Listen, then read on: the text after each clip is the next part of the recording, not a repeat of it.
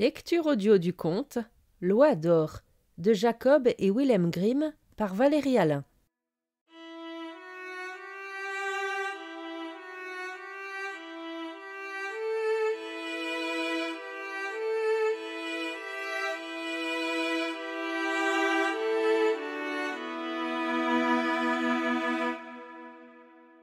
Il était une fois un homme qui avait 3 fils. Le troisième d'entre eux s'appelait l'idiot. Il était l'objet du mépris et de la risée de tous, et se faisait rabrouer à chaque occasion. Il se trouva que l'aîné voulut un jour aller couper du bois dans la forêt. Avant qu'il ne parte, sa mère lui donna une belle galette aux œufs et une bouteille de vin, pour qu'il n'ait ni faim ni soif. Quand il arriva dans la forêt, il rencontra un petit homme gris et vieux qui lui souhaita le bonjour et lui dit « Donne-moi donc un morceau de la galette que tu as dans ton sac, et laisse-moi boire une gorgée de ton vin, j'ai si faim et soif. » Mais le fils avisé lui répondit « Si je te donne ma galette et mon vin, je n'aurai plus rien pour moi. Passe ton chemin. » Il laissa le petit homme planté là et s'en alla. Mais quand il entreprit d'abattre un arbre, il ne passa pas longtemps avant qu'il ne fasse un faux mouvement. La hache alla frapper son bras, et il dut rentrer chez lui pour se faire panser. Et c'est le petit homme gris qui avait provoqué cela. Ensuite, le deuxième fils partit dans la forêt, et sa mère lui donna comme à l'aîné une galette aux œufs et une bouteille de vin. Lui aussi, il rencontra le vieux petit homme gris, qui lui demanda un morceau de galette et une gorgée de vin. Mais le deuxième fils lui parla aussi très raisonnablement. « Ce que je te donne, c'est perdu pour moi. Passe ton chemin. » Il laissa le petit homme planté là et s'en alla. Le châtiment ne se fit pas attendre, et quand il eut donné quelques coups de hache à un arbre, il se frappa lui-même à la jambe, si bien qu'on dut le porter jusque chez lui. L'idiot dit alors « Père, laisse-moi sortir couper du bois. » Le père lui répondit « Tes frères se sont blessés en le faisant. Laisse cela, tu n'y entends rien. » Mais l'idiot le supplia jusqu'à ce qu'il finisse par lui dire « Eh bien, vas-y, les blessures te mettront du plomb dans la tête. » Sa mère lui donna une galette qu'elle avait faite avec de l'eau et qu'elle avait cuite dans la cendre, et une bouteille de bière aigre.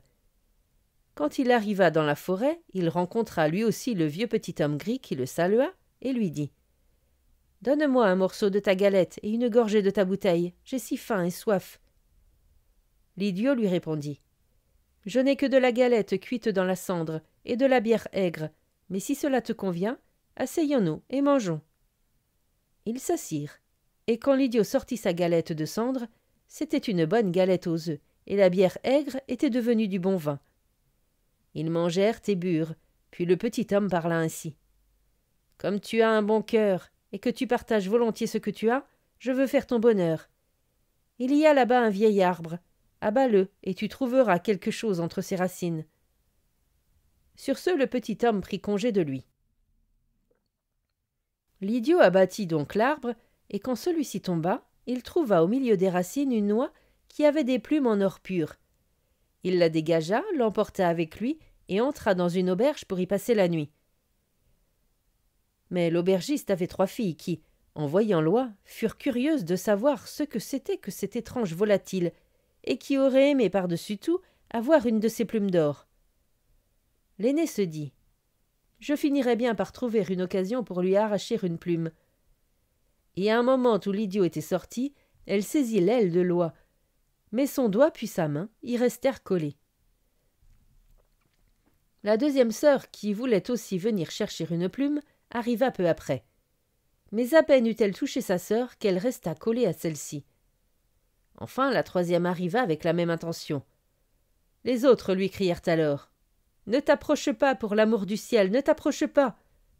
Mais elle ne comprit pas pourquoi elle ne devait pas s'approcher, et se dit « Si elles y sont, il n'y a pas de raison que je n'y aille pas. » Elle courut donc les rejoindre, et dès qu'elle eut touché l'une de ses sœurs, elle resta collée à elle.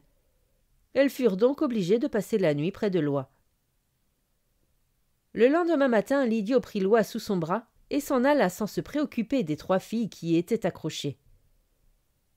Elles étaient obligées de le suivre en courant, allant à gauche et à droite, selon le chemin qu'il prenait. Au milieu du champ, ils rencontrèrent le pasteur qui dit, en voyant ce défilé, « N'avez-vous pas honte, vilaine fille que vous êtes? Qu'avez-vous à poursuivre ce garçon à travers champs? En voilà des manières.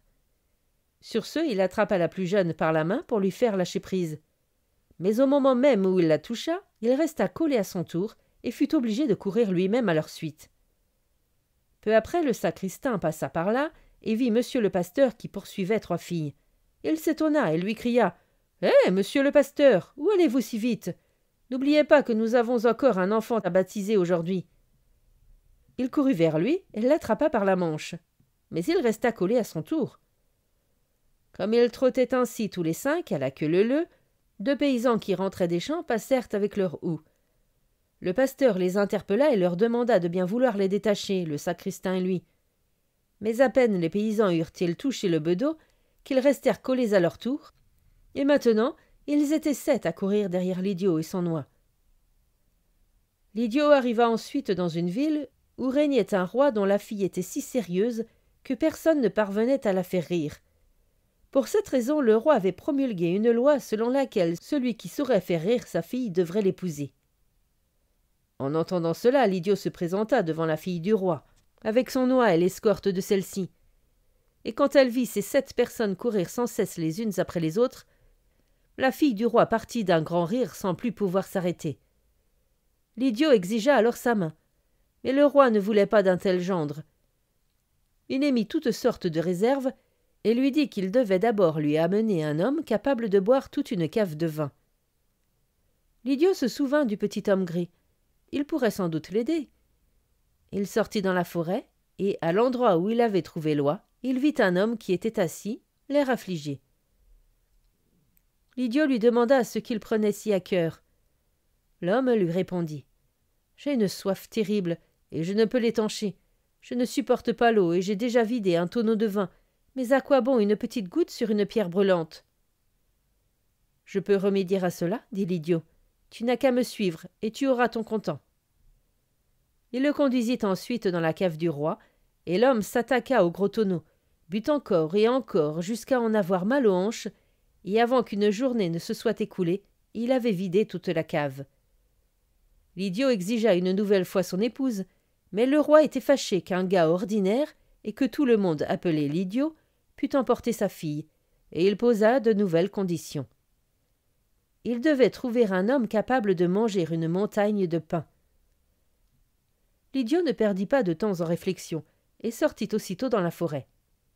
Il y trouva, assis au même endroit, un homme qui se serrait le ventre avec une ceinture, et qui faisait un visage chagrin en disant « J'ai mangé tout un four plein de pain râpé, mais à quoi bon, quand on a aussi faim que moi?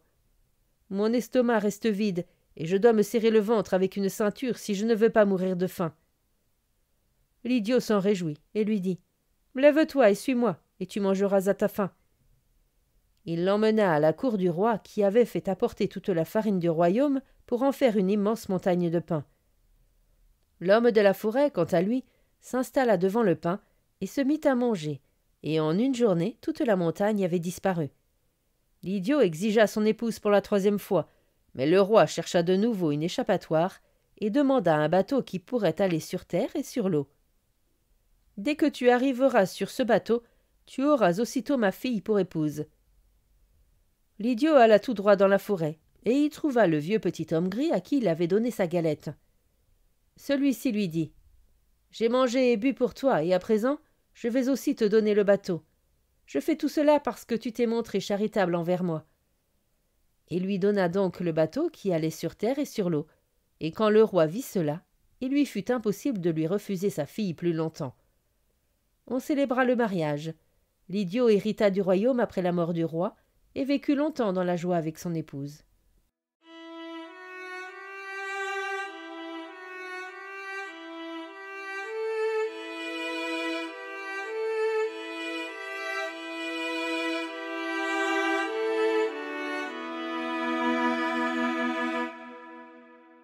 Fin de la lecture du conte L'Oie d'or. Merci de votre écoute. Je vous rends vos oreilles. Cœur avec les doigts.